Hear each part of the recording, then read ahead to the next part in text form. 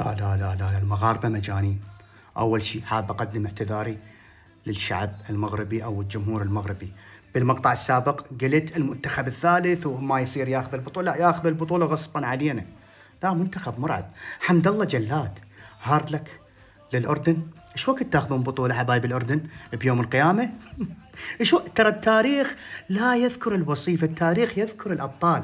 يعني حرام هذا الجيل التاريخي ما عنده بطولة، حرام ورب الكعبة. اليوم بسبب تفاصيل بسيطة المنتخب الأردني خسر، تراجع زيادة عن اللزوم من جمال السلامي. نعم، جمال السلامي نفسه اللي أنصفناه وهو كان السبب بصعود الأردن للنهائي، اليوم هو السبب الرئيسي بخسارة المنتخب الأردني. أنت مسيطر على الوسط، شلون تتراجع هاي الزيادة؟ أنت تقدر تحسم المباراة بثالث وحتى رابع. تراجع زيادة المنتخب الأردني وهذا ما يرحم. لا تتراجع ولا تبرد أمامه هدفين.